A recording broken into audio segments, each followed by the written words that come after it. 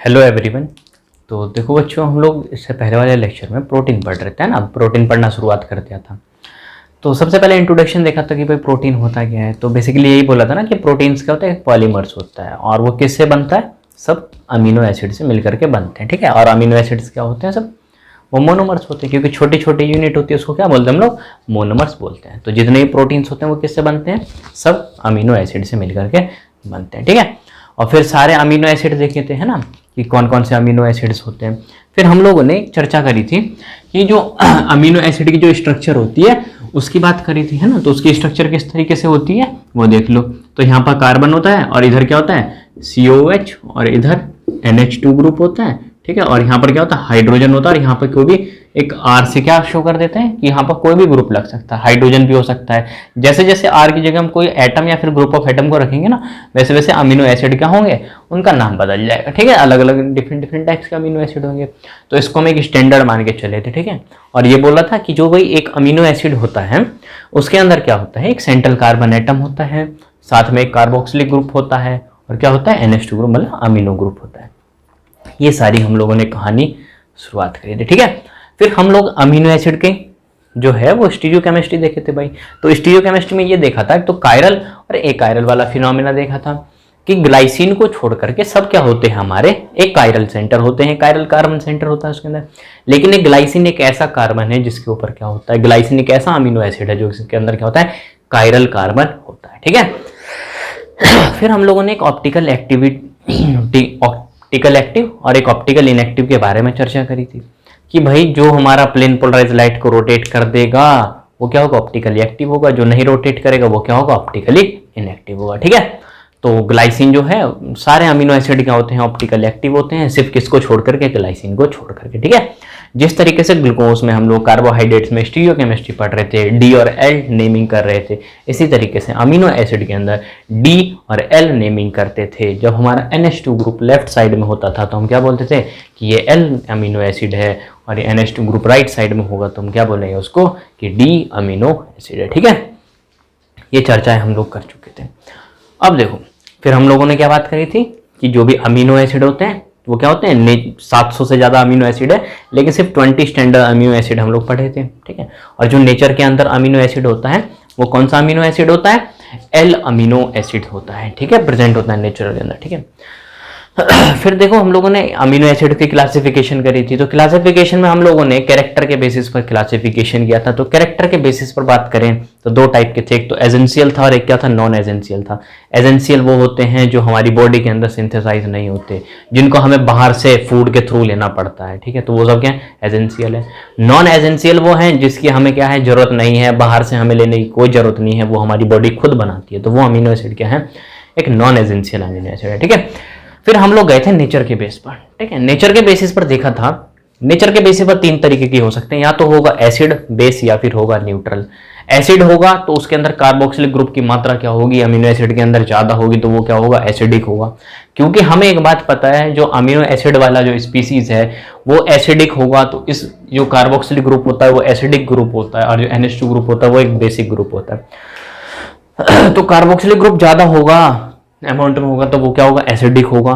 तो एसिडिक में क्या है, हमारा कार्बोक्सिलिक ग्रुप ज्यादा था, किससे, हमारा अमीनो ग्रुप से, इसलिए स्पीसीज जो थी वो एसिडिक थी, इसलिए उसका नेचर कैसा था, एसिडिक था। बेसिक में क्या था, जितना हमारा NH2 ग्रुप जो है वो ज्यादा हो गया तो वो स्पीसीज क्या होगी, बेसिक होगी। न्यूट्रल की बात करें तो न्यूट्रल जब ये होगा जब एसिड और बेस की जो क्वांटिटी होगी वो क्या होगी, बराबर होगी, तो वो सब्सटेंस क्या होगा, वो स्पीसीज क्या होगी, वो न्यूट्रल होगी। ठीक है, ये सारी चर्चा हम लोग कर चुके थे।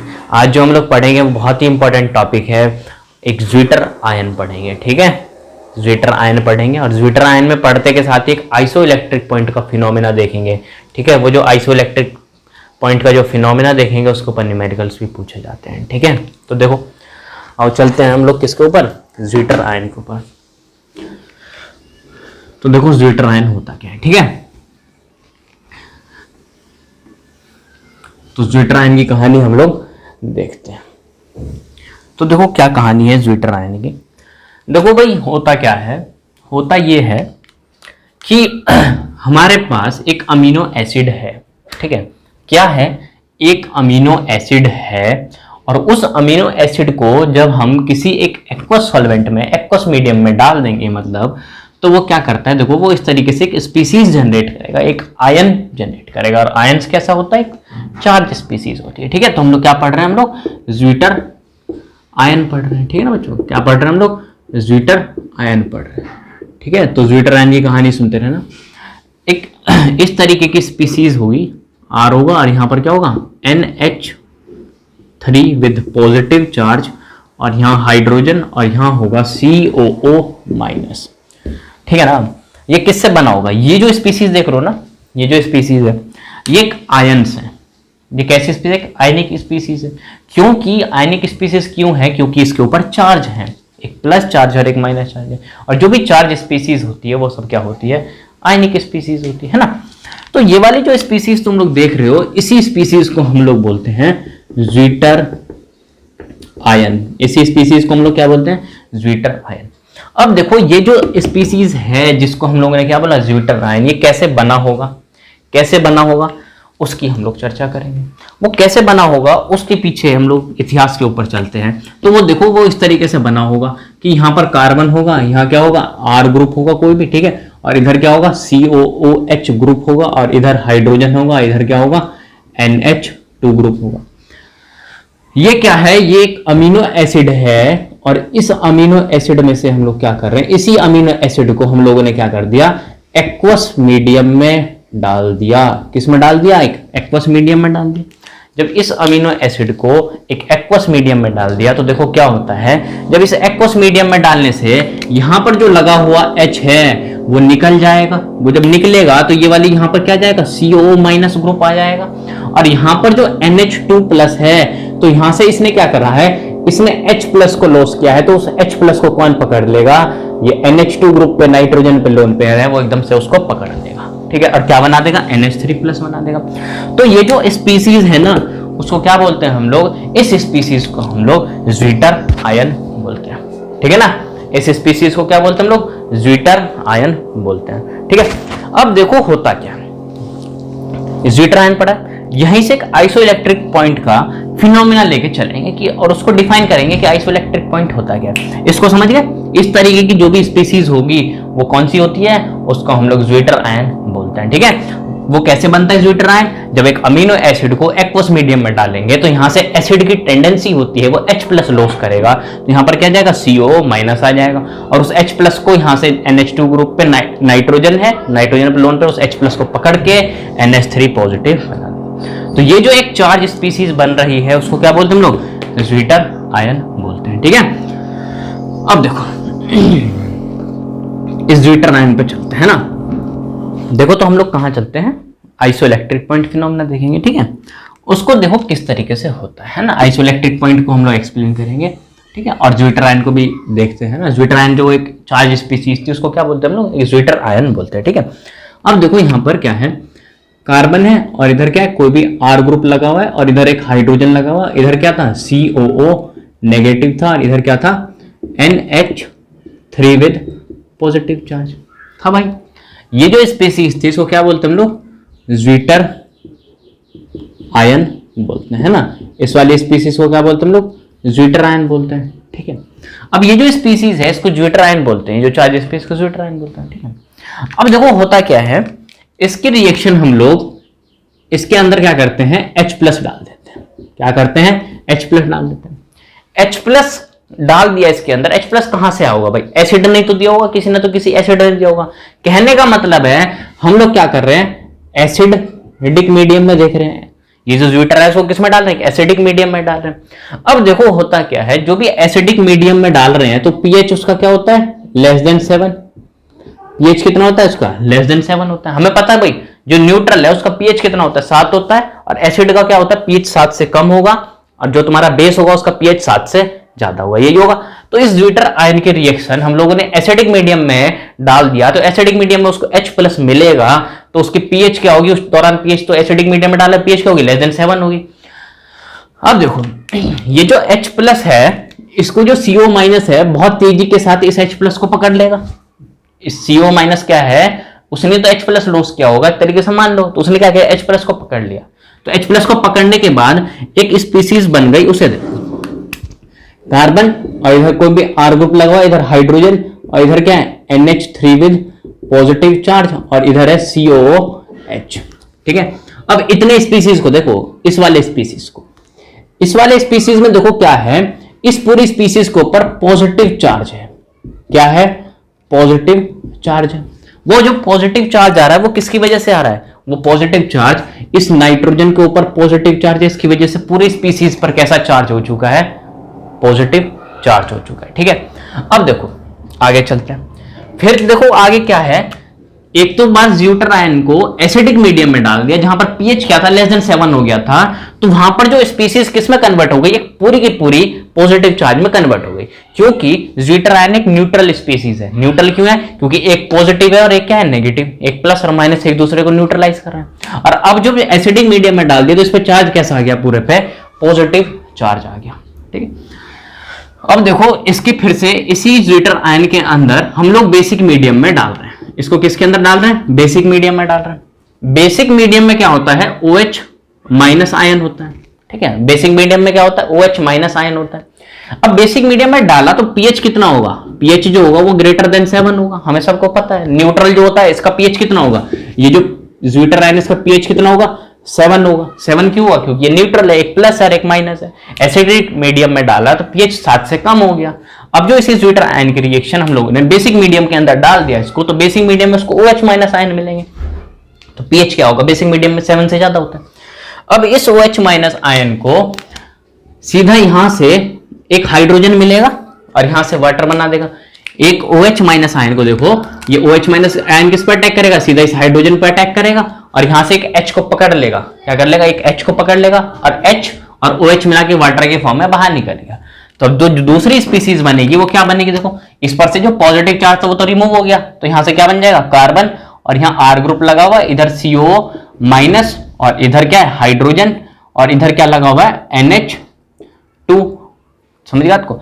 अब इस वाली स्पीसीज को देखो, इस पूरी स्पीसीज के ऊपर ओवरऑल कितना चार्ज है? नेगेटिव चार्ज है ना। इस वाली स्पीसीज के ऊपर ओवरऑल कितना चार्ज है? नेगेटिव चार्ज है। समझ गए बात? कहीं समझे कि ज्यूटर आयन है एक ऐसी स्पीसीज जो क्या है? न्यूट्रल है, जिसका pH कितना है? 7 है। जब pH उसको एसिडिक मीडियम में डाल दे तो pH तो 7 से नीचे जाना है, सीधी सी बात है। pH एसिडिक मीडियम में 7 से नीचे होता है, तो उसके ऊपर चार्ज कैसा आएगा? पॉजिटिव चार्ज आएगा। स्पीसीज ये बनेगी। फिर देखो इसी ज्यूटर आयन को बेसिक मीडियम में डालने के बाद वो जो स्पीसीज बन रही है वो ये बनेगी, तो इसके ऊपर ओवरऑल चार्ज कितना? Negative charge. नेगेटिव चार्ज किसकी वजह से बनना है? क्योंकि यहां पर CO के ऊपर माइनस चार्ज है। समझ गए बात को? नहीं समझे? तो एक तो पॉजिटिव चार्ज वाली स्पीसीज बन गई एसिडिक मीडियम की वजह से, और जब इसी को बेसिक मीडियम में डाला तो नेगेटिव चार्ज वाली स्पीसीज बन गई। अब देखो हम लोगों ने क्या किया, एक कंटेनर लिया, हम लोगों ने क्या किया, कंटेनर लिया इस तरीके से और इसके अंदर इस वाली स्पीसीज को भर दिया और यहां पर 2 इलेक्ट्रोड लगा दिए। भाई इसके अंदर क्या कर दिया, ये वाली स्पीसीज को भर दी। ये जो पॉजिटिव चार्ज वाली स्पीसीज थी ना, इसको क्या करा, इसके अंदर उठा करके भर दिया इस कंटेनर के अंदर। ठीक है, और 2 इलेक्ट्रोड लगा दिए। ठीक है, अब 2 इलेक्ट्रोड लगा दिए और इसको कनेक्ट कर दिया बैटरी से। इसको किससे कनेक्ट कर दिया? यहां से एक पॉजिटिव टर्मिनल और एक क्या हो गया, नेगेटिव टर्मिनल से अटैच कर दिया। ठीक है, बैटरी से कनेक्ट कर दिया। इस कंटेनर के अंदर 2 इलेक्ट्रोड लगा के बैटरी से कनेक्ट कर दिया। अब ये जो नेगेटिव वाला जो टर्मिनल होता है इसको क्या बोलते हैं हम लोग, कैथोड। नेगेटिव वाला क्या होता है, कैथोड, और पॉजिटिव वाला क्या होता है, एनोड होता है। सॉरी आपको, नेगेटिव वाला क्या होता है, कैथोड, और पॉजिटिव वाला एनोड। ठीक है, नेगेटिव वाला कैथोड, पॉजिटिव एनोड। अब एक बात देखो, मैंने इस स्पीसीज को इस कंटेनर के अंदर घुसा के रख दिया, डाल दिया, तो ये जैसे ही मैं करंट को बैटरी को कनेक्ट करूंगा तो करंट का फ्लो होगा। करंट का क्या होगा, फ्लो होगा। और इसके अंदर सब पर क्या है, पॉजिटिव चार्ज। इन सब के ऊपर क्या है, ये जो स्पीसीज के ऊपर पॉजिटिव चार्ज है, ये इस तरीके से पॉजिटिव चार्ज। अब ये एक बात बताओ, ये किधर की तरफ मूव करेंगे? पॉजिटिव चार्ज नेगेटिव की तरफ तो भागेगा, क्योंकि opposite charge attract each other और like charge repel each other. ये पॉजिटिव पॉजिटिव की तरफ तो नहीं जाएगा, क्योंकि क्यों नहीं जाएगा, क्योंकि वो रिपेल करेगा। तो ये जो पॉजिटिव है सबके सब किधर भागेंगे, ये सबके सब नेगेटिव की तरफ मूव करेंगे। तो ये जो पॉजिटिव चार्ज स्पीसीज है वो मूव किधर करेगी, मूव टुवर्ड्स कैथोड। ये किधर की तरफ मूव करने वाली है, ये कैथोड की तरफ मूव करेगी। समझ गए बात को, कि ये वाली जो स्पीसीज है वो मूव किधर की तरफ करेगी, सब की सब कैथोड की तरफ मूव करेगी। ठीक है, अब इस वाली स्पीसीज के साथ देखो, इस वाली स्पीसीज के साथ समझ गए कि ये जो पॉजिटिव चार्ज वाली जो स्पीसीज है, जब पीएच क्या है 7 से कम है, तो एक बात कंक्लूजन निकल गया यहां से कि पीएच 7 से कम हुआ तो वो किधर मूव करेगा, वो कैथोड की तरफ मूव करेगा, जो स्पीसीज होगी। ठीक है, अब देखो अब मैं इस वाली स्पीसीज को पकड़ रहा हूं, इस वाली स्पीसीज को उठाया और एक कंटेनर के अंदर ये रख दिया, इस कंटेनर के अंदर रख दिया और यहां से 2 इलेक्ट्रोड ये लगा दिए। ठीक है, 2 इलेक्ट्रोड लगा दिए और इस वाली स्पीसीज को भर दो इस कंटेनर के अंदर। ठीक है, इस कंटेनर के अंदर हम लोगों ने भर दिया। अब जैसे इस कंटेनर के अंदर भर दिया तो सब पर क्या है, इन पर नेगेटिव चार्ज, क्या है, नेगेटिव चार्ज है, नेगेटिव चार्ज वाली स्पीसीज हो गई है ना। अब देखो इसको हम लोगों ने क्या किया, बैटरी से कनेक्ट कर दिया, एक को पॉजिटिव टर्मिनल से और एक को नेगेटिव टर्मिनल, 2 टर्मिनल होते हैं। तो नेगेटिव वाली क्या होगी, कैथोड, और जो पॉजिटिव वाली है वो क्या हो गई, एनोड। ठीक है, पॉजिटिव एनोड और नेगेटिव वाली क्या होगी, कैथोड। अब एक बात बताओ मुझे, कैथोड वाले जो इलेक्ट्रोड है इस पे नेगेटिव चार्ज है, एनोड वाले पे क्या है, पॉजिटिव चार्ज है, ये कहां मूव करेगा, सिंपल सी बात है, नेगेटिव है नीचे कंटेनर के अंदर, सब के सब भागेंगे पॉजिटिव की तरफ, है ना। जो लड़का है वो लड़की के पीछे भागेगा, लड़का लड़के के पीछे तो भागेंगे, सीधी सी बात है। तो ऐसे नेगेटिव वाला जो है वो कहां भागेगा, पॉजिटिव वाले की तरफ जाकर के भागेगा। तो ये जो नेगेटिव चार्ज वाली जो स्पीसीज है वो सब कहां मूव कर रही है, मूव टुवर्ड्स एनोड। कौन से वाले इलेक्ट्रोड की तरफ मूव कर रही है, एनोड की तरफ मूव कर रही है। तो जब पीएच 7 से ज्यादा होगा तो वो वाली जो स्पीसीज होगी वो सब कहां मूव करेगी, एनोड की तरफ मूव करेगी। ठीक है, और जब पीएच क्या होगा 7 से कम होगा तो वो सारी स्पीसीज कहां मूव करेगी, कैथोड की तरफ मूव करेगी। ठीक है, लेकिन अब ये वाली जो स्पीसीज है इसको देखो, ये वाली जो पूरी की पूरी स्पीसीज है, ये जो इसको देखो, इसको हम लोगों ने यहां से कंटेनर में भर दिया इस तरीके से। अरे मेरे भाई, ये जो कंटेनर के अंदर भरा है, ज्विटर आयन को भरा है, ये कैसी स्पीसीज है, ये एक न्यूट्रल स्पीसीज है। कैसी स्पीसीज है, एक न्यूट्रल स्पीसीज है। इसके अंदर 2 इलेक्ट्रोड लगा भी दोगे तो यहां पर कोई माइग्रेशन नहीं होगा, कहीं पर भी मूवमेंट नहीं होगा, नॉट मूव टुवर्ड्स कैथोड और एनोड, ना ही तो वह कैथोड की तरफ जाएगा ना ही वो एनोड की तरफ जाएगा। समझ गए बात को, ये समझे नहीं समझे। तो कंक्लूजन क्या निकला, कंक्लूजन ये निकला कि जब पीएच क्या था 7 था, न्यूट्रल थी स्पीसीज, तो वो कहीं पर भी मूव नहीं करेगा, ना तो वो कैथोड की तरफ ना वो एनोड की तरफ। लेकिन जब पीएच क्या होगा 7 से कम होगा, मतलब एसिडिक होगा, तो वो वाली स्पीसीज जो होगी वो कहां मूव करेगी, वो करेगी कैथोड के अंदर। ठीक है, अब ये ज्विटर आयन है वो जब बेसिक मीडियम के अंदर होगा, बेसिक मीडियम में पीएच 7 से ज्यादा होगा, तो सब के सब कहां मूव करेंगे, वो सब के सब एनोड की तरफ मूव करेंगे। ठीक है, अब एक बात, ये पूरा फिनोमेना समझे। ठीक है, यहां से एक बहुत अच्छी बात निकल रही है, वो ये निकल रही है कि जब पीएच क्या होगा 7 होगा, जब क्या होगा पीएच 7 होगा 7 होगा, तो ज्विटर आयन जो होगा वो कहीं पर भी मूव नहीं करेगा, ना तो वो कैथोड की तरफ ना वो एनोड की तरफ। तो वो जो पॉइंट होगा ना, उसी को हम लोग आइसोइलेक्ट्रिक पॉइंट बोलते हैं। ठीक है, उसी को क्या बोलते हैं, वो जो पॉइंट होगा उसी पॉइंट को क्या बोलेंगे, आइसोइलेक्ट्रिक पॉइंट। तो आइसोइलेक्ट्रिक पॉइंट ये वो पॉइंट होता है जब ज्विटर आयन का पीएच जो होगा वो 7 होगा, या फिर बोलूंगा मैं 7 से ज्यादा भी हो सकता है, थोड़ा ज्यादा थोड़ा कम भी हो सकता है। तो मैं एक बात बोल सकता हूं कि जब हमारा किसी ज्विटर आयन क्या होगा, न्यूट्रल स्पीसीज है, ज्विटर आयन की एक न्यूट्रल स्पीसीज है, तो ना वो कैथोड की तरफ मूव करेगा ना वो एनोड की तरफ मूव करेगा, और उसी पॉइंट को हम लोग क्या बोलते हैं, आइसोइलेक्ट्रिक पॉइंट बोलते हैं। ठीक है, समझ गए बात को, नहीं समझे। ठीक है, अब देखो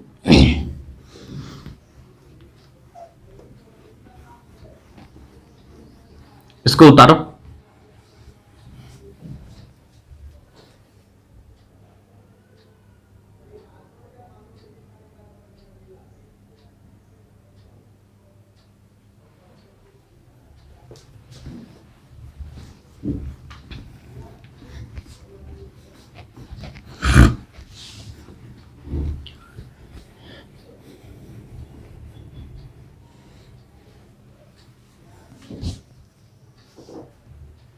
अब देखो आइसोइलेक्ट्रिक पॉइंट पे चल रहे हैं ना।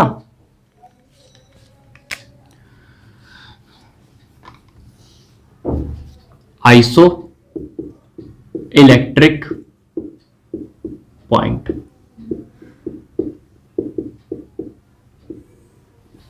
ठीक है, तो एक बार और बता देता आइसो इलेक्ट्रिक पॉइंट क्या होता है। अभी एक बात देखिए, ज्विटर आयन जो था वो एसिड के साथ भी रिएक्शन कर रहा था, है ना, H+ मिल रहा था, एसिड के साथ रिएक्शन कर रहा था, साथ में बेस के साथ भी रिएक्शन कर रहा था, है ना, एसिड के साथ भी रिएक्शन कर रहा था और बेस के साथ भी रिएक्शन कर रहा था। तो हम बचपन से एक बात पढ़ते आ रहे हैं, कोई भी एक ऐसी स्पीसीज जो एसिड के साथ भी रिएक्शन करती है और बेस के साथ भी रिएक्शन करती है, वो सब क्या होती है, एम्फोटेरिक होती है।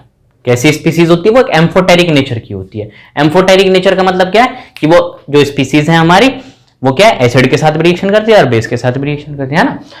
अब देखो, तो आइसोइलेक्ट्रिक स्पीसीज क्या है कि ज्विटर आयन जो होता है वो क्या होता है, एम्फोटेरिक इन नेचर होता है। और वो क्या है, जब उसको हम किसी कंटेनर के अंदर डाल देते हैं, उसका इलेक्ट्रोलिसिस करते हैं, वो जो कंटेनर के अंदर डाल रहे हैं ना, उस प्रोसेस को हम लोग बोलते हैं इलेक्ट्रोलिसिस। ठीक है, जब भी हम लोग उसको इलेक्ट्रोलिसिस करते हैं तो ना तो वो कैथोड की तरफ मूव करता है, ना वो एनोड की तरफ मूव करता है। ठीक है, क्योंकि वो न्यूट्रल है। वो क्या है, न्यूट्रल है। न्यूट्रल जो स्पीसीज है वो ना तो पॉजिटिव जाएगी ना वो नेगेटिव जाएगी, कोई चार्ज स्पीसीज तो ही माइग्रेट करेगी ना, इधर उधर मूव करेगी। समझ गए बात को। तो उसी पॉइंट को क्या बोलते हैं हम लोग, आइसोइलेक्ट्रिक पॉइंट बोलते हैं। ठीक है, तो देखो ज्विटर आयन इज एम्फोटेरिक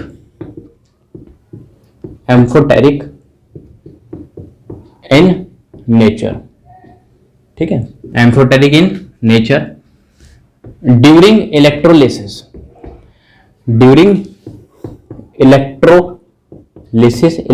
के दौरान नाइदर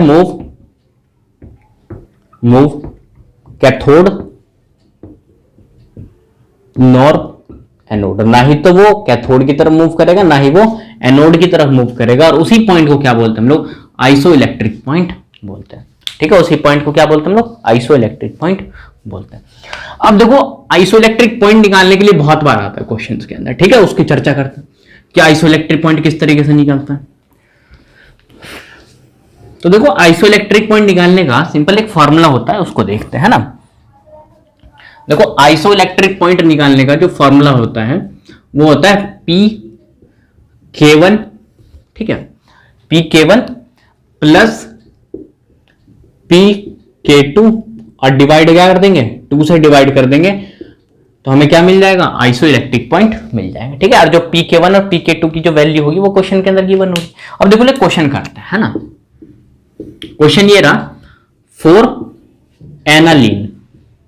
ठीक है, एनालीन के लिए हम लोग क्या कर रहे हैं, आइसोइलेक्ट्रिक पॉइंट को कैलकुलेट करेंगे। ठीक है, और इसके लिए जो PK1 की जो वैल्यू दे रखी है वो दे रखी है, मान लो 2.314 है, 34 है। और जो PK2 की जो वैल्यू है वो है 3.96 मान लो। ठीक है, 3.64 मान लो इसको, ये दे रखी है। और हमसे क्वेश्चन के अंदर आइसोइलेक्ट्रिक पॉइंट पूछ रहा है, तो कैसे निकालेंगे, सिंपल है, आइसोइलेक्ट्रिक पॉइंट निकालना। तो आइसोइलेक्ट्रिक पॉइंट निकालने के लिए हम फॉर्मूला लगा देंगे PK1 प्लस PK2 और उसको डिवाइड कर देंगे 2 से। ठीक है, अब देखो, PK1 की वैल्यू कितनी है, 2.34, अब PK2 की वैल्यू कितनी दे रखी है, 3.64, इसको डिवाइड कर दो 2 से, जो आंसर आ जाएगा वही क्या आ जाएगा, आइसोइलेक्ट्रिक पॉइंट निकल जाएगा। किसके लिए, एनालीन के लिए। समझ आपको। तो इस तरीके का क्वेश्चन मिलेगा और सिंपल फार्मूला है आइसोइलेक्ट्रिक पॉइंट निकालने का। PK1 प्लस PK2 की हमें वैल्यू मिल जाएगी क्वेश्चन के अंदर, उसको यहाँ सिंपल रखो और 2 से भाग लगा दो, डिवाइड लगा दो, उसको क्या मिल जाएगा, आइसोइलेक्ट्रिक पॉइंट मिल जाएगा। ठीक है, अब देखो हम लोग चलते हैं प्रोटीन के ऊपर। ठीक है, पूरा ज्विटर आयन पढ़ा है। ठीक है, और अभी क्या पढ़ा, आइसोइलेक्ट्रिक पॉइंट को यहीं पर डिफाइन किया है। ठीक है, तो 2 चीज तो हम लोगों ने पढ़ ली, एक तो ज्विटर आयन और क्या पढ़ा है, आइसोइलेक्ट्रिक पॉइंट को पढ़ा है। ठीक है, अब देखो हम लोग चलते हैं नेक्स्ट, बड़ा इंपॉर्टेंट टॉपिक है, वो है पेप्टाइड। ठीक है, वो क्या है, पेप्टाइड, उसको भी देख लेते हैं भाई। पेप्टाइड, ठीक है ना। पेप्टाइड देखो होता क्या है, तो देखो जब हम प्रोटीन पढ़ना शुरू किए थे तो सेंट्रल डोग्मा ऑफ बायोलॉजी देखे थे, जो ओवरऑल पूरा प्रोसेस होता है, बायोलॉजिकल प्रोसेस होता है हमारी बॉडी के अंदर, है ना, होता है। तो डीएनए से आरएनए बनता है, उस प्रोसेस को ट्रांसक्रिप्शन बोला जाता है। और आरएनए से क्या है, प्रोटीन सिंथेसाइज होता है तो उसको क्या बोलते हैं, ट्रांसलेशन बोलते हैं ना, ट्रांसलेशन बोलते हैं, ठीक है। अब वो जो प्रोटीन बना हुआ है उसका जब हम लोग हाइड्रोलिसिस कर रहे थे ना उस टाइम पे, जब प्रोटीन का हाइड्रोलिसिस किया था तो क्या मिल रहा था, पॉलीपेप्टाइड बन रहा था। क्या बन रहा था, पॉलीपेप्टाइड। पॉलीपेप्टाइड को फिर से हाइड्रोलिसिस कर रहे थे तो क्या बन रहा था, पेप्टाइड बन रहा था, मिल रहा था। फिर पेप्टाइड को फर्दर हाइड्रोलिसिस आगे मूव करे तो क्या मिल रहा था, अमीनो एसिड बन रहा था। और अमीनो एसिड का हाइड्रोलिसिस ही नहीं होता, ठीक है। तो सबसे स्मॉलेस्ट यूनिट है वो, उससे ज्यादा वो ब्रेक ही नहीं करता, ठीक है। तो कुल मिलाकर प्रोटीन बन किससे रहा था, अमीनो एसिड से बन रहा था। तो वो जो पेप्टाइड बोला था ना, हाइड्रोलिसिस करने के बाद एक पॉलीपेप्टाइड बनेगा, फिर पॉलीपेप्टाइड को फिर से हाइड्रोलिसिस करेंगे तो पेप्टाइड बनेगा, वही पेप्टाइड है, वही पेप्टाइड है। अब देखो एक चीज बताते हैं, सबसे पहले एक चीज समझ लो, अल्फा अमीनो एसिड, ठीक है। ये अल्फा अमीनो एसिड होता क्या है, ठीक है, कुछ भी नहीं है, कोई बहुत बड़ा बवाल नहीं है, उसको सुनो। यहां पर है कार्बन और इधर कोई भी R ग्रुप लगा हुआ है, इधर क्या है, हाइड्रोजन लगा हुआ है, इधर क्या लगा हुआ है, COH लगा हुआ है, ठीक है। और इधर जो ग्रुप लगा हुआ है NH2 ग्रुप, ठीक है। जब हम लोग IUPAC नेमिंग करते हैं तो ये जो COH ग्रुप जो होता है ना, कार्बोक्सिलिक एसिड वाला जो ग्रुप होता है, इसको फर्स्ट नंबर पे प्रायोरिटी दी जाती है, ठीक है। और ये एक फंक्शनल ग्रुप है, इसके बगल में जो कार्बन लगा हुआ है इसको क्या बोलते हैं हम लोग, अल्फा कार्बन बोलते हैं। और इस अल्फा कार्बन पे क्या है, ये अमीनो ग्रुप लगा हुआ है, ये क्या है, अमीनो ग्रुप लगा हुआ है भाई। तो ये क्या हो गया, इसी को क्या बोलते हैं हम लोग, अल्फा अमीनो एसिड। इसी को क्या बोलते हैं हम लोग, अल्फा अमीनो एसिड। तो अल्फा कार्बन के ऊपर अमीनो ग्रुप होगा तो उसको क्या बोलेंगे हम लोग, अल्फा अमीनो एसिड बोलेंगे, ठीक है। अब ये जो अल्फा अमीनो है, जितने भी हमारे प्रोटीन बनते हैं वो सब इसी से तो बनते हैं, अभी भी यही पढ़ते हैं, बस मैंने ये एक नया टर्म बता दिया, अल्फा अमीनो एसिड। अल्फा मतलब ये अल्फा पोजीशन, अल्फा वाले कार्बन पे क्या होगा, अमीनो ग्रुप होगा, उसको क्या बोलेंगे, अल्फा अमीनो एसिड बोलेंगे, ठीक है। तो जितने भी प्रोटीन हमें पता है वो सब किससे बनेंगे, अल्फा अमीनो एसिड से फॉर्म होते हैं, ठीक है। जो भी प्रोटीन होंगे सब किससे बनेंगे, अल्फा अमीनो एसिड से फॉर्म होते हैं, ठीक है। ये समझ गए। अब देखो किस पे चल रहे हैं हम लोग, पेप्टाइड के ऊपर। पेप्टाइड की कहानी सुनते हैं, ठीक है। ये भी देख लो पेप्टाइड की कहानी क्या है। पेप्टाइड की कहानी ये है कि जब दो या फिर दो से ज्यादा, 2 और मोर अल्फा अमीनो एसिड, ठीक है, जब 2 या फिर 2 से ज्यादा अल्फा अमीनो एसिड जो होंगे वो जब अटैच करेंगे, जब 2 या फिर 2 से ज्यादा अमीनो एसिड क्या करेंगे, आपस में कंबाइन करेंगे, अटैच करेंगे, तो वो जो होगा वो फॉर्मेशन करेगा पेप्टाइड की। क्या बनाएगा, पेप्टाइड बनाएगा। क्या बनाएगा, पेप्टाइड बनाएगा। समझ गए बात को, क्या बनाएगा, पेप्टाइड। तो पेप्टाइड कैसे बनता है, पेप्टाइड कैसे बनता है, जब 2 या फिर 2 से ज्यादा अमीनो एसिड मिलेंगे, आपस में कंबाइन करेंगे तो क्या फॉर्मेशन होगा, पेप्टाइड बनेगा।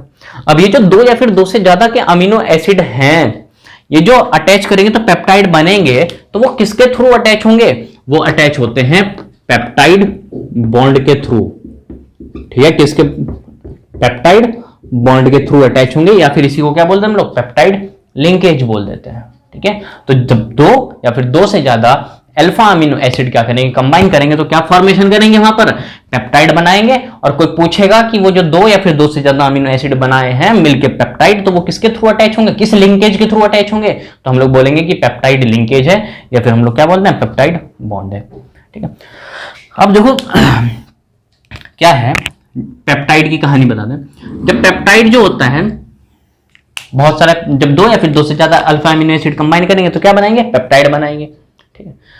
अब बहुत सारे पेप्टाइड क्या होंगे, मिलेंगे तो क्या बनाएंगे, उसके अंदर 100 से ज्यादा अमीनो एसिड हो गए ना, 100 से ज्यादा अमीनो एसिड हो गए, तो फॉर्मेशन करते हैं किसकी, पॉलीपेप्टाइड की। क्या बनाते हैं, पॉलीपेप्टाइड बनाते हैं। जब बहुत सारे पेप्टाइड मिलके क्या बनाएंगे, पॉलीपेप्टाइड बनाएंगे, तो उसके अंदर क्या होंगे, अमीनो एसिड 100 से ज्यादा अमीनो एसिड होंगे तो वो क्या फॉर्मेशन करेंगे, पॉलीपेप्टाइड बनाएंगे। बस एक ही जगह एक्सेप्शन है, जहां पर क्या है, पॉलीपेप्टाइड बनेगा लेकिन अमीनो एसिड वहां पर 100 से कम होगा, ठीक है, उसकी भी चर्चा करेंगे, ठीक है। तो सबसे पहले पूरा थीम समझो कि 2 या फिर 2 से ज्यादा अल्फा अमीनो एसिड होंगे, वो कंबाइन करेंगे तो पेप्टाइड बनाएंगे, और वो जो अटैच होंगे वो पेप्टाइड बॉन्ड के थ्रू अटैच होंगे। और जब पेप्टाइड के अंदर क्या होंगे, जब 100 से भी ज्यादा क्या होंगे, अमीनो एसिड होंगे, तो वो किसकी फॉर्मेशन करेंगे, पॉलीपेप्टाइड बनाएंगे, ठीक है। और इसका जो पॉलीपेप्टाइड होता है ना, ये पॉलीमर होता है, समझ गया आपको, ये क्या होता है, पॉलीमर होता है। ये जो पॉलीपेप्टाइड जो होता है ना, ये क्या होता है, प्रोटीन होता है, एक पॉलीमर्स होता है ना, इसी से प्रोटीन का हाइड्रोलिसिस कर देते हैं, प्रोटीन बनता था। ठीक है। तो इसका जो मास होगा ना वो 10,000 AMU से ज्यादा होना चाहिए पॉलीपेप्टाइड। तो वही क्या होगा, प्रोटीन होता है। समझ गए बात को, वही क्या होता है, जब इसी पॉलीपेप्टाइड का क्या होगा, जो मास होगा वो क्या होगा, AMU मतलब एटॉमिक मास यूनिट है, वो 10,000 AMU से ज्यादा होगा, तो वही क्या होता है, पेप्टाइड होता है। क्योंकि प्रोटीन क्या है, वो एक पॉलीमर्स है। अब पॉलीमर्स हो तो बहुत बड़ा लार्ज साइज में होगा, उसका एटॉमिक मास यूनिट भी क्या होगा, वो ज्यादा होगा। ठीक है, तो ये सुनो, जब 2 या फिर 2 से ज्यादा अल्फा अमीनो एसिड होंगे वो पेप्टाइड बनाएंगे, वो पेप्टाइड बॉन्ड के थ्रू अटैच होंगे। पेप्टाइड के अंदर क्या होंगे, 100 से ज्यादा अमीनो एसिड होंगे, 100 से ज्यादा अमीनो एसिड होंगे, और उसका जो एटॉमिक मास यूनिट होगा वो 10,000 AMU से ज्यादा होगा, एटॉमिक मास यूनिट होगा उसका 10,000 से ज्यादा होगा, तो वो पॉलीपेप्टाइड बनाएंगे, और उसी को क्या बोलते हैं हम लोग, प्रोटीन बोलते हैं। ठीक है, तो प्रोटीन क्या है, प्रोटीन एक पॉलीमर्स है। वो किससे बना हुआ है, वो एक अल्फा अमीनो एसिड से बना हुआ है। तो ये जो अल्फा अमीनो एसिड है वो तो मोनोमर हो गया, और प्रोटीन क्या एक पॉलीमर हो गया। ठीक है, अब देखो इस दुनिया में जितने भी प्रोटीन है उसके अंदर प्रोटीन बना होगा तो उसके अंदर 100 से ज्यादा अमीनो एसिड होंगे, 100 से ज्यादा अमीनो एसिड होंगे। लेकिन एक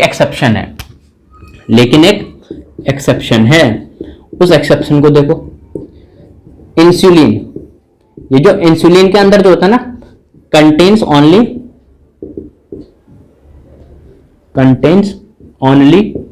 51 अमीनो एसिड। ठीक, कितना अमीनो एसिड कंटेन करके रखता है, सिर्फ 51 अमीनो एसिड इंसुलिन के अंदर होता है। और इंसुलिन जो है ना वो एक प्रकार का क्या है, प्रोटीन है। ओके, एक प्रकार का प्रोटीन है। ठीक है, तो ये एक एक्सेप्शन है, नहीं तो जितने भी प्रोटीन्स होंगे ना उसके अंदर क्या होंगे, 100 से ज्यादा अमीनो एसिड होंगे, और उनका एटॉमिक मास यूनिट जो होगा, जो भार होगा, वजन होगा उसका 10,000 एटॉमिक मास यूनिट से ज्यादा होगा, तो वही क्या होगा, प्रोटीन होगा। लेकिन एक एक्सेप्शन है कि इंसुलिन जो होता है वो एक प्रकार का, एक टाइप का क्या है, प्रोटीन है, जिसके अंदर क्या होता है, सिर्फ 51 ही अमीनो एसिड होते हैं। ठीक है, तो हम लोग चलते हैं इस पेप्टाइड के ऊपर। समझ गए पेप्टाइड की कहानी, तो एक बार बना के देखते हैं। ठीक है, कि किस तरीके से बनेगा ये।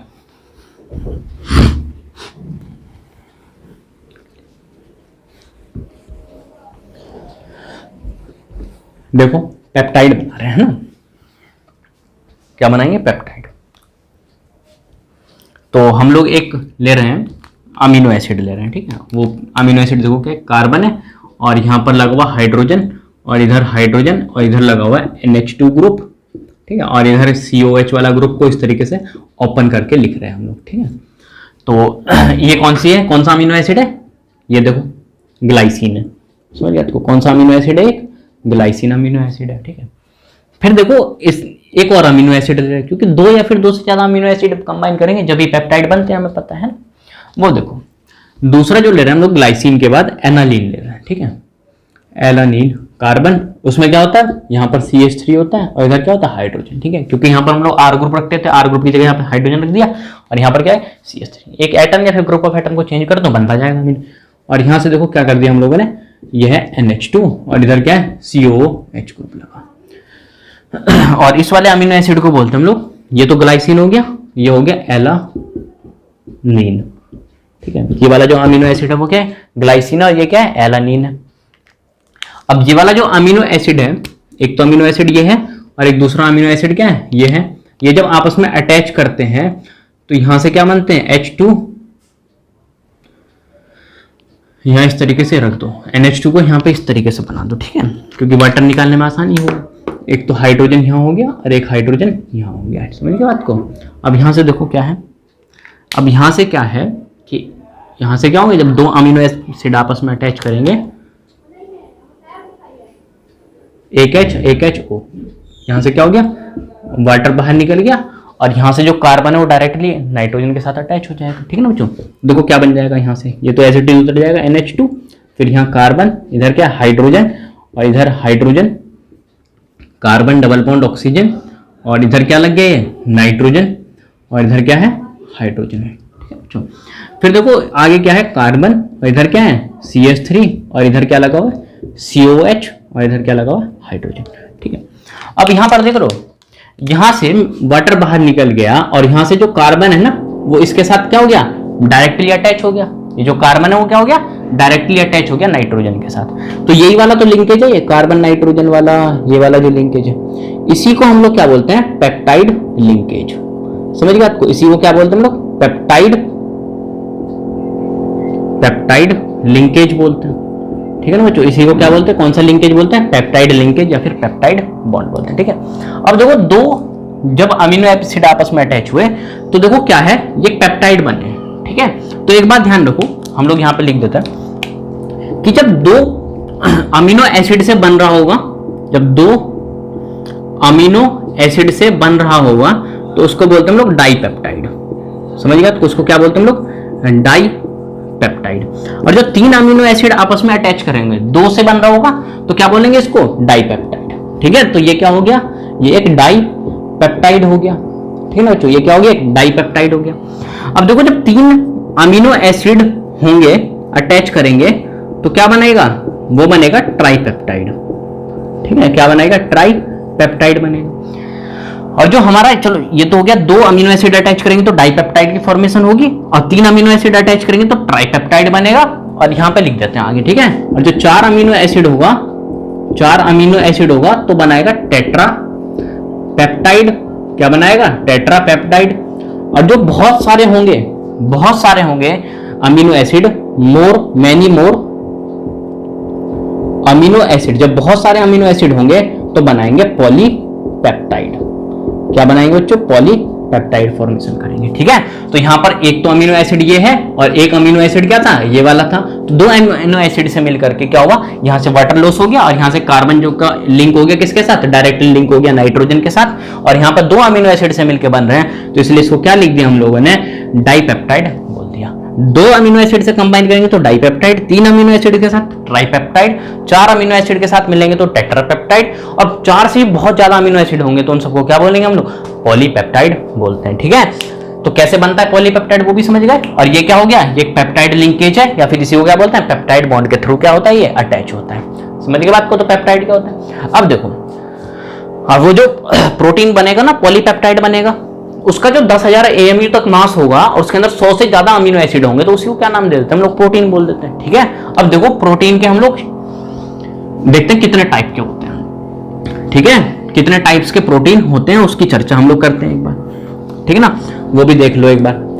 तो जो प्रोटीन्स हैं वो कितने टाइप के होंगे और उन सबका हम लोग शेप देखेंगे। ठीक है, उन सबका हम लोग क्या देखेंगे, शेप देखेंगे भाई। अब देखो types of protein, types of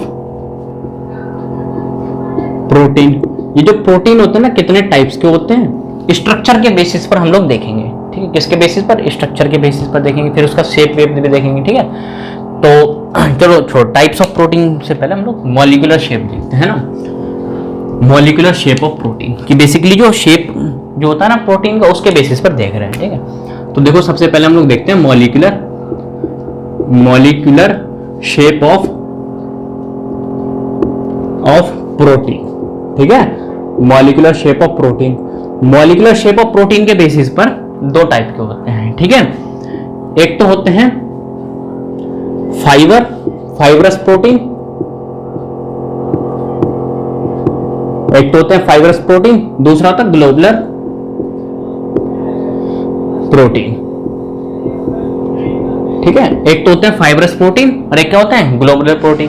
तो दो टाइप के प्रोटीन है, किसके बेसिस पर, मॉलिक्यूलर शेप के बेसिस पर। कहने का मतलब है प्रोटीन का जो शेप है ना, वो जो शेप होगा देखने में कैसा लगेगा, अच्छा लगेगा, बेकार लगेगा। ठीक है, तो उसके बेसिस पर क्या है, दो टाइप के प्रोटीन है, एक तो फाइबरस प्रोटीन है और दूसरा ग्लोबुलर प्रोटीन है। और इनकी हम लोग कैरेक्टरिस्टिक देखेंगे, क्या क्या खासियत है इसके अंदर, क्या क्या कैरेक्टरिस्टिक्स है इसकी। ठीक है, अब देखो ये जो फाइबरस प्रोटीन होते हैं ना, ये सब सॉल्यूबल हो जाते हैं वाटर के अंदर। ये सब क्या होते हैं, फाइबरस प्रोटीन वाटर के अंदर सॉल्यूबल होते हैं, सॉरी सॉल्यूबल नहीं होते, ये इनसॉल्यूबल होते हैं। ठीक है, क्या होते हैं, इनसॉल्यूबल होते हैं। तो जो भी तुम्हारे फाइबरस प्रोटीन होंगे वो सब क्या होते हैं, इनसॉल्यूबल होते हैं। वो पानी के अंदर घुलते ही नहीं है बेचारे, पानी के अंदर घुलते ही नहीं है फाइबरस प्रोटीन।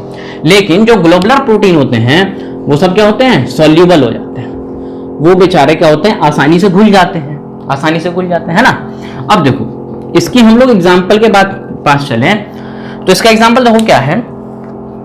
सबसे पहले एग्जाम्पल देखो केराटिन। ये जो केराटिन है ना, वो कहां पर होता है, हमारे बालों में होता है, इन हेयर, है ना। शैम्पू वगैरह भी आता है ना, बहुत सारे एक दो शैम्पू के नाम हैं, जैसे पार्क बियर वगैरह के शैम्पू आता है, पार्क एवेन्यू वगैरह के, उसके ऊपर लिखा रहेगा केराटिन शैम्पू, क्योंकि हमारे बालों की ग्रोथ के लिए किस प्रोटीन की रिक्वायरमेंट होती है? केराटिन प्रोटीन की। तो जो केराटिन प्रोटीन होता है वो किस टाइप का प्रोटीन है? वो एक फाइब्रस प्रोटीन है। क्या है? एक फाइब्रस प्रोटीन है। वो कहां पर होता है केराटिन प्रोटीन? इन हेयर। तो एग्जांपल ये हो गया। दूसरा देखो कोलाजन। अब ये जो कोलाजन होता है ना, ये कहां होता है? Bones and nails. जो हमारी नाखून होती है और हड्डियां होती है, उसके लिए कौन सा प्रोटीन की जरूरत होती है? कोलाजन प्रोटीन की जरूरत होती है। वो भी किसका एग्जांपल है? एक फाइब्रस प्रोटीन का एग्जांपल है। ठीक है, इसके एग्जांपल की देखो चर्चा कर रहे हैं। हीमोग्लोबिन, HB मतलब क्या है? हीमोग्लोबिन है। दूसरा एग्जांपल देखो इंसुलिन। ये दोनों एग्जांपल किसके हैं? एक ग्लोबुलर प्रोटीन के। तो हीमोग्लोबिन क्या करता है? ऑक्सीजन ट्रांसपोर्टेशन करने के लिए हेल्प करता है ना, क्योंकि हीमोग्लोबिन के अंदर क्या होता है? आयरन होता है। ब्लड के अंदर क्या होता है? हीमोग्लोबिन होता है ना। तो ब्लड क्या होता है? वाटर सॉल्युबल होता है। इसलिए बोलते हैं कि जो ग्लोबुलर प्रोटीन होते हैं वो सब क्या होते हैं? वाटर सॉल्युबल होते हैं। और जो फाइब्रस प्रोटीन होते हैं वो सब क्या होते हैं? वाटर इनसॉल्युबल होते हैं। फिर तो भाई, और जो ये वाटर सॉल्युबल होता है ना, तो यहाँ पर जो हड्डी वगैरह है, बोन्स वगैरह के लिए कौन सा प्रोटीन है? कोलेजन प्रोटीन लगता है। हेयर के लिए क्या? केराटिन प्रोटीन लगता है ना। तो ये दोनों एक प्रोटीन किसके एग्जाम्पल? वो एक फाइब्रस प्रोटीन के एग्जाम्पल है। तो फिर तो हमारी हड्डी वगैरह पानी के अंदर आराम से घुल जाती है। ठीक है, पानी में नहाने जाते सारी घुल घुल के निकल जाती है, हम वहीं समाप्त हो जाते हैं। ठीक है, तो इसलिए फाइब्रस प्रोटीन क्या होते हैं? इनसॉल्युबल होते हैं। और जो ग्लोबुलर प्रोटीन होते हैं वो सब क्या होते हैं? सॉल्युबल होते हैं। ठीक है, अब देखो इसकी शेप के ऊपर बात करें। इसकी शेप के ऊपर चलते हैं कि जो फाइब्रस प्रोटीन होता है ना, वो किस शेप का होता है, और जो हमारा ग्लोबुलर प्रोटीन होता है वो किस शेप का होता है। ठीक है ना बच्चों। तो देखो ये जो फाइब्रस प्रोटीन होता है ना, वो बिल्कुल थिन होता है, थिन होता है। और ये जो ग्लोबुलर प्रोटीन होता है वो एक 3 डायमेंशनल स्फीयर की तरह होता है। समझ गया? तो एक 3 डायमेंशनल स्फीयर की तरह होता है। कौन सा प्रोटीन? Globular protein. और जो फाइब्रस प्रोटीन होता है वो क्या होता है?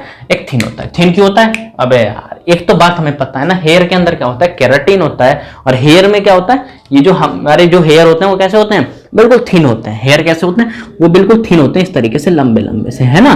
तो ये जो फाइब्रस प्रोटीन के क्या है?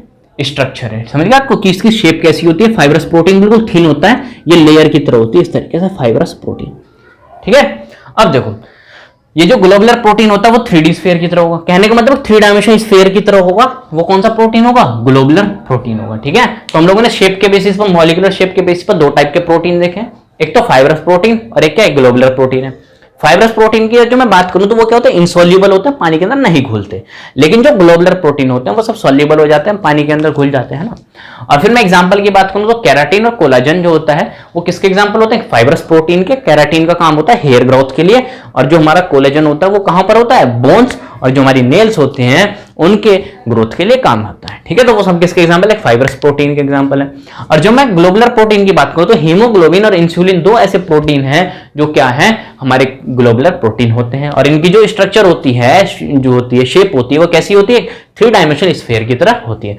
जब हम लोग 3D में देखेंगे ना हीमोग्लोबिन के, देखना कभी गूगल पे, तो 3 डायमेंशनल स्ट्रक्चर होगा और बीच में क्या होता है? आयरन लगा होता है। समझ गया? तो बीच में क्या होता है? सेंटर में आयरन होता है, चारों तरफ से एक पोरफायरिन रिंग होती है। वो एक पोरफायरिन रिंग होती है, 5 मेंबर्ड विद नाइट्रोजन वाली रिंग होगी। ठीक है, तो वो क्या होती है? बिल्कुल स्फेरिकल फॉर्म में होती है, 3D, इसलिए बोलते हैं 3D स्फीयर इसकी शेप होती है। और इसकी कैसी होती है? थिन होती है, बिल्कुल जैसे बालों की तरह होती है। जैसे बाल होता है ना लंबे लंबे से, इस तरीके से होती है। ठीक है, अब देखो हम लोग चलते हैं, ये तो हो गया मॉलिक्यूलर शेप ऑफ प्रोटीन के बेसिस पर। अब देखो मैं प्रोटीन की शेप की बात करता हूं। प्रोटीन की शेप की बात करूं तो, या फिर मैं बोलूं प्रोटीन की स्ट्रक्चर की बात करूं तो देखो कितने टाइप के हैं, कितने टाइप के हैं उसको समझा देता हूं मैं। तो स्ट्रक्चर ऑफ प्रोटीन, तो मैं यहां पर समझा देता हूं प्रोटीन की स्ट्रक्चर। प्रोटीन स्ट्रक्चर, ठीक है। तो जब प्रोटीन की स्ट्रक्चर देखो किस तरीके से होती है। प्रोटीन की स्ट्रक्चर 4 टाइप्स की होती है, 4 प्रकार की होती है, 4 टाइप्स की होती है ना। एक तो होता है प्राइमरी स्ट्रक्चर, क्या होती है? प्राइमरी स्ट्रक्चर होता है, समझ गए आपको। सेकेंड होता है सेकेंडरी स्ट्रक्चर, ठीक है। थर्ड होता है टर्शियरी स्ट्रक्चर। फोर्थ की बात करूं मैं तो होता है क्वाटरनरी स्ट्रक्चर, समझ गए आपको। तो प्रोटीन की कोई स्ट्रक्चर पूछे तो कितने टाइप की स्ट्रक्चर होती है? 4 टाइप्स की होती है। एक तो होता है प्राइमरी स्ट्रक्चर, दूसरा सेकेंडरी स्ट्रक्चर, थर्ड होता है टर्शियरी स्ट्रक्चर, फोर्थ होता है क्वाटरनरी स्ट्रक्चर, समझ गए आपको। मैं डिफरेंस समझाता हूं दोनों के अंदर, ठीक है। मान लो भाई हम लोग पतंग उड़ा रहे हैं, क्या कर रहे हैं? पतंग उड़ा रहे हैं, और वो धागा है धागे से पतंग उड़ती है, सीधी सी बात है, धागा लगाओ पतंग के अंदर उड़ाओ, ऐसे करके मजा आता है ना।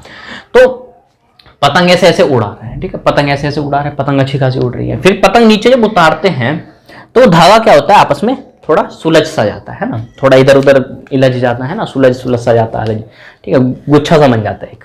हाँ। अब क्या है, वो गुच्छा सा बन गया, तो वो गुच्छा सा क्या है, वो इस तरीके से मान लो बन गया, समझ गया, तो वो इस तरीके से गुच्छा सा बन गया, वो जो धागा तो उसका गुच्छा बन गया है ना। अब क्या है, मुझे फिर से पतंग उड़ानी है, अब मुझे फिर से क्या करनी है, पतंग को उड़ानी है। अब मेरे पास धागा कम पड़ रहा है, तो मैं क्या बोलूंगा कि भाई धागा को इसको सुलझा लो, है ना, धागों को इसको सही कर लो, फिर इसको सही करने के बाद क्या करेंगे, उड़ाएंगे आराम से, क्योंकि धागा बच जाएगा उड़ाने के लिए, है ना। तो हम लोग क्या करेंगे, ये जो धागा है इसको सुलझाने जाएंगे, इसको सुलझाएंगे। तो जब सुलझाएंगे तो कुछ स्ट्रक्चर पहले, पूरा तो सुलझेगा नहीं, थोड़ा बहुत ही सुलझेगा।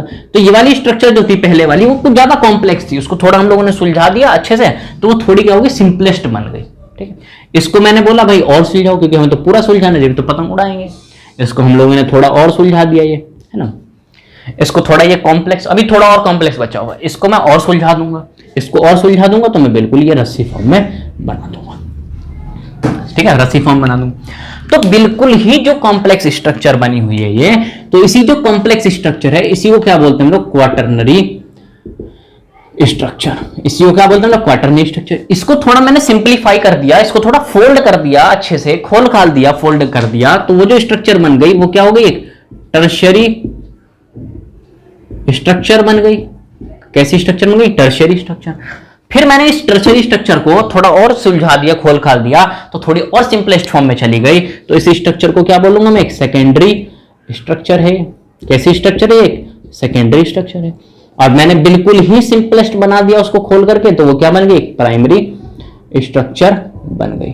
तो कहने का मतलब है जो प्रोटीन की स्ट्रक्चर है ना, वो उसके स्ट्रक्चर के ऊपर कैसे डिपेंड कर रही है कि वो जितना ज्यादा कॉम्प्लेक्स होगा वो स्ट्रक्चर उतनी ज्यादा क्या होगी, वही वाली होगी, ठीक है। जितना ज्यादा सबसे ज्यादा कॉम्प्लेक्स होगी तो क्वाटरनरी, उसको थोड़ा और फोल्ड करके थोड़ा सुलझा दिया है तो वो क्या होगी, टर्शियरी, उसको और फोल्ड करके सुलझा दिया तो क्या, सेकेंडरी, उसको और फोल्ड करके सुलझा दिया तो प्राइमरी, ठीक है।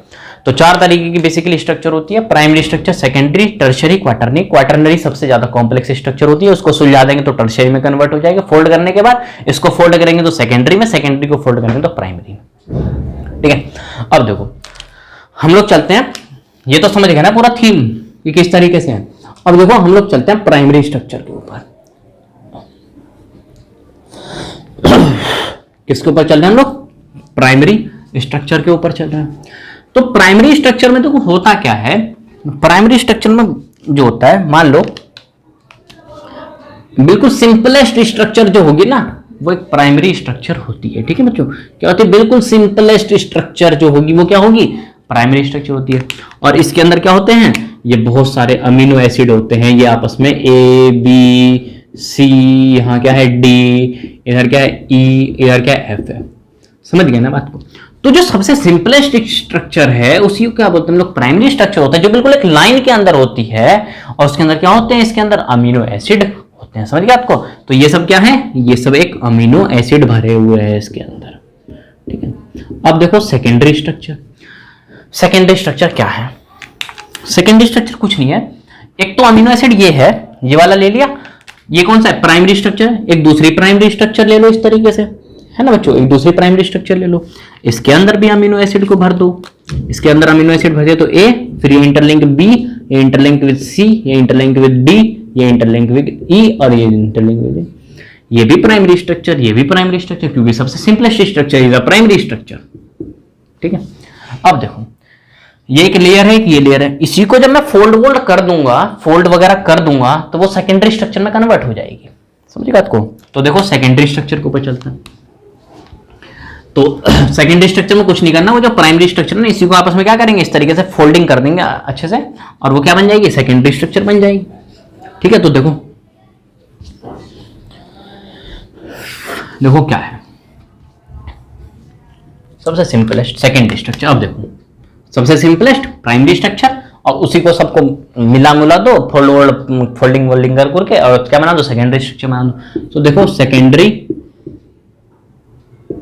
स्ट्रक्चर, ठीक है ना बच्चों। क्या देखेंगे हम लोग, सेकेंडरी स्ट्रक्चर। तो ये जो सेकेंडरी स्ट्रक्चर होती है वो दो टाइप की होती है, दो टाइप की होती है सेकेंडरी स्ट्रक्चर, एक तो होती है अल्फा हेलिक्स, ठीक है, और एक होती है beta pleated sheet, beta pleated sheet, ठीक है बच्चों। तो जो सेकेंडरी स्ट्रक्चर है वो दो टाइप की, एक तो अल्फा हेलिक्स है, दूसरी क्या है, बीटा प्लेटेड है शीट है। ये जो अल्फा हेलिक्स वाली जो होती है ना वो एक 3 डायमेंशनल स्ट्रक्चर होती है पूरी।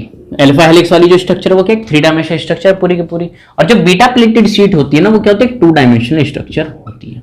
ये समझे नहीं समझे? तो सेकेंडरी स्ट्रक्चर दो टाइप की, एक तो अल्फा हेलिक्स, दूसरी क्या है, बीटा प्लेटेड शीट है।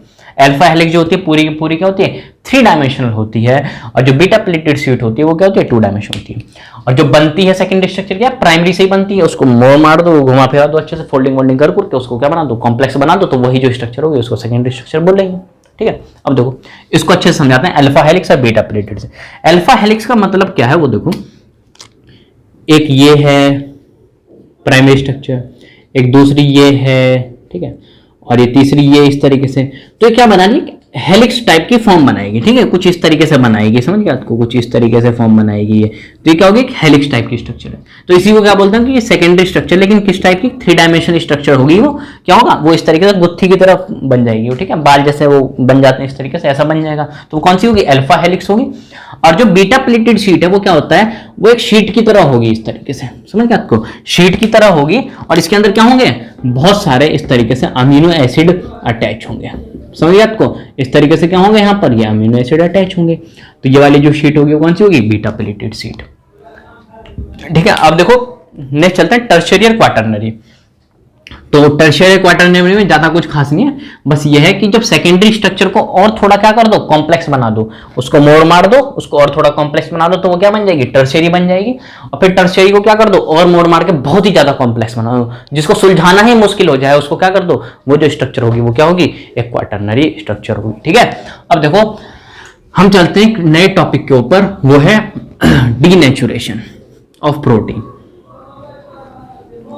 Denaturation of protein. देखो जो टॉपिक पढ़ते हैं हम लोग वो है डीनेचुरेशन,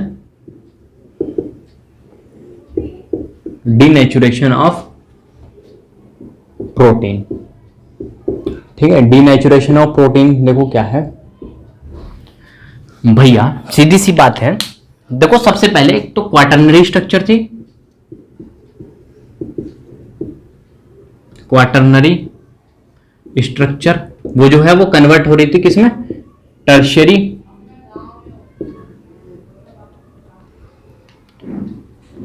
टर्शियरी स्ट्रक्चर के अंदर, ठीक है। और जो टर्शियरी स्ट्रक्चर है वो कन्वर्ट हो रही थी सेकेंडरी स्ट्रक्चर के अंदर, और जो सेकेंडरी स्ट्रक्चर है वो किसमें कन्वर्ट हो रही थी, प्राइमरी स्ट्रक्चर के अंदर, समझ गया आपको। तो उसी प्रोसेस को क्या बोलते हैं हम लोग, उसी प्रोसेस को हम लोग क्या बोलते हैं, डीनेचुरेशन बोलते हैं। तो डीनेचुरेशन जो है वो एक ऐसा प्रोसेस है जिसके अंदर क्या होती है, जो क्वाटरनरी स्ट्रक्चर होती है और कन्वर्ट होती है टर्शियरी स्ट्रक्चर के अंदर, जो टर्शियरी स्ट्रक्चर वो सेकेंडरी स्ट्रक्चर के अंदर, सेकेंडरी स्ट्रक्चर क्या होती है, प्राइमरी स्ट्रक्चर के अंदर होती है कन्वर्ट। उसी प्रोसेस को क्या बोलते हैं हम लोग, डीनेचुरेशन बोला जाता है, समझ गए आपको। तो अभी हम लोग क्या देख रहे हैं, डीनेचुरेशन ऑफ प्रोटीन देखा, तो प्रोटीन का क्या हो रहा है, डीनेचुरेशन, कहने का मतलब क्वाटरनरी टर्शियरी में कन्वर्ट हो रहा है, टर्शियरी सेकेंडरी में, सेकेंडरी किसमें, प्राइमरी में। तो उस प्रोसेस को क्या बोलते हैं हम लोग, डीनेचुरेशन बोलते हैं। और जो मैं ओवरऑल बात करूं सिर्फ डीनेचुरेशन की, तो डीनेचुरेशन एक ऐसा प्रोसेस है जिसके अंदर जो हमारा प्रोटीन होता है, जो न्यूक्लिक प्रोटीन और जो न्यूक्लिक एसिड भी होगा उसका भी क्या होता है, डीनेचुरेशन होता है, न्यूक्लिक एसिड का भी डीनेचुरेशन होता है। तो वो क्या होता है, अपना सिंपलेस्ट फॉर्म में क्या होता है, ब्रेक कर जाता है, ठीक है, उसी को क्या बोलते हैं, डीनेचुरेशन। ऐसा देखो होता क्यों है, ये जो डीनेचुरेशन होने का एक ही रीजन है, दो रीजन है, ठीक है। एक तो होता है फिजिकल चेंज कर दो, फिजिकल चेंज की वजह से, फिजिकल चेंज मतलब तुम टेम्परेचर को चेंज कर दो, तुमने टेम्परेचर को चेंज कर दिया तो वो क्या होगा, उसका डीनेचुरेशन हो जाएगा। और दूसरा होता है, वो होता है तुम्हारा chemical change, chemical change. Chemical change मतलब तुम केमिकल चेंज कैसे कर सकते हो, तुम पीएच को चेंज कर दो तो तुम क्या हो सकता है, वहां पर डीनेचुरेशन हो सकता है। तो डीनेचुरेशन एक ऐसा प्रोसेस है, प्रोटीन और जो तुम्हारा न्यूक्लिक एसिड होता है उसको क्या करता है, कन्वर्ट करता है अपने सिंपलेस्ट स्ट्रक्चर के अंदर, उसी प्रोसेस को क्या बोला जाता है, डीनेचुरेशन। और जब मैं सिर्फ प्रोटीन की डीनेचुरेशन की बात करूं तो क्वाटरनरी स्ट्रक्चर को कन्वर्ट कर देगा टर्शियरी में, टर्शियरी को सेकेंडरी में, सेकेंडरी को प्राइमरी स्ट्रक्चर के अंदर, उस प्रोसेस को हम लोग डीनेचुरेशन बोलते हैं। ठीक है। अब वो जो डीनेचुरेशन होता है वो किसकी वजह से होता है? फिजिकल चेंज की वजह से और केमिकल चेंज की वजह से। फिजिकल चेंज कैसे हो सकता है कि तुम टेम्परेचर को चेंज कर दो तो तुम्हारा क्या होगा, वहां पर डीनेचुरेशन हो जाएगा प्रोटीन का। तुम केमिकल चेंज कर दो, केमिकल चेंज मतलब पीएच को अदल बदल कर दो, न्यूट्रल है तो उसको एसिडिक बना दो, एसिड को बेसिक बना दो, तो उसका फिर भी क्या होगा, डीनेचुरेशन हो जाएगा। या फिर कोई अदर रिएजेंट बाहर से डाल दो, जब भी हो सकता है। बाहर से अदर रिएजेंट मतलब तुमने कोई एक है तुम्हारे पास क्वाटरनी स्ट्रक्चर, उसके अंदर अल्कोहल डाल दो, कोई अदर बाहर से रिएजेंट डाल दो, है ना, रिड्यूसिंग एजेंट डाल दो, तो वो क्या होता है, टर्शियरी स्ट्रक्चर में कन्वर्ट हो रहा है। तो उसी प्रोसेस को क्या बोलते हैं, डीनेचुरेशन। बस मेजरली तौर पर दो ही फैक्टर ध्यान रखना किसकी वजह से होता है। तो ये जो है वो प्रोटीन की जो दुनिया थी, कहानी थी, वो सब खत्म हो चुकी है। ठीक है।